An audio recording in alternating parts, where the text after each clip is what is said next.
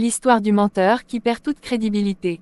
Dans un petit village vivait un jeune homme nommé Samir. Samir avait un défaut que tout le monde connaissait, il adorait mentir. Pas forcément pour blesser, mais pour impressionner, se faire remarquer, ou juste s'amuser.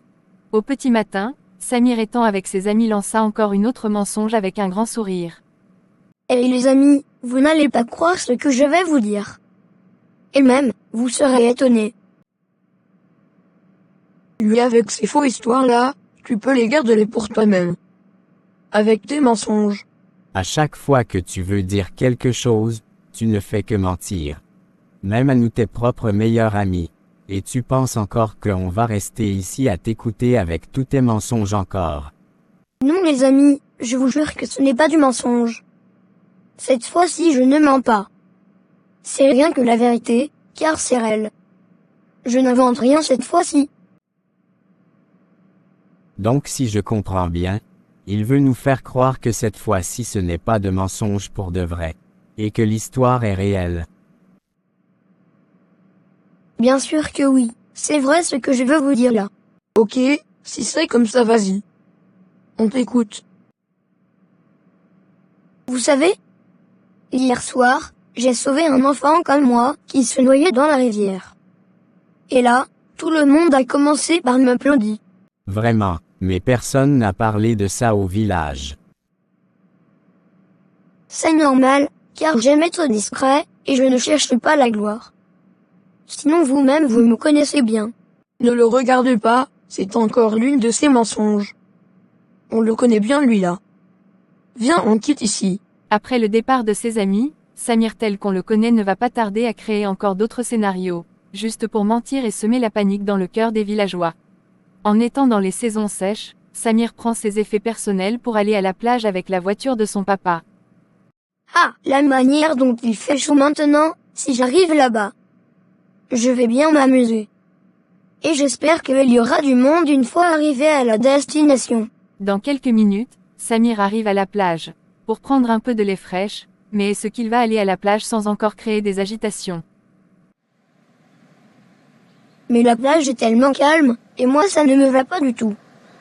Qu'est-ce que je dois faire pour changer l'ambiance? Ah, voilà l'idée m'est venue. Je vais mentir qu'on m'a volé mon bourse pour voir la réaction. Au voleur. On m'a volé ma bourse, s'il vous plaît aidez-moi. Le voleur vient de voler ma bourse. Au secours.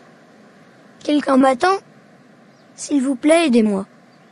Aidez-moi. D'un seul coup, les habitants qui vivent dans le coin ont commencé par paniquer, et courent pour aller au secours du jeune Samir. Il est passé par où? Tu as vu son visage. C'est un vieux, ou un jeune. Ah, ce petit comme ça, quelqu'un essaie encore de lui voler, vous n'avez pas honte. Ou voleur attrapez-le. Donc on ne peut plus prendre de l'air un peu à la plage. Les habitants l'entourèrent, cherchant le coupable. Mais quelques minutes plus tard, un sourire se dessina sur son visage. Ah, je vous ai eu. C'est juste amusement, sinon il n'y avait pas un voleur. Et on ne m'a pas volé mon bourse. J'ai juste inventé ça pour faire bouger l'ambiance. C'était juste une blague. Vous auriez dû voir vos têtes. Samir, un mensonge reste un mensonge. Tu joues avec la confiance des gens. Mais Samir haussa les épaules. Pour lui ce n'était qu'un jeu. Et un jour le vrai drame se réalise. Une nuit, alors que le village dormait paisiblement, un véritable incendie se déclara dans une maison voisine. Samir, qui passait par là, vit les flammes immenses. Pris de panique, il se mit à crier. Au feu. Vite, réveillez-vous. Une maison brûle. Il courut de rue en rue, frappant aux portes. Mais les habitants, entendant sa voix, se tournèrent dans leur lit. Une femme à sa fenêtre lui dit, encore ces histoires, qu'il arrête de déranger les gens. Un homme grognant dans sa maison, et lui dit, il croit qu'on va tomber une troisième fois dans ses mensonges. Personne ne sortit. Samir cria, pleura, supplia, mais plus personne ne le croyait.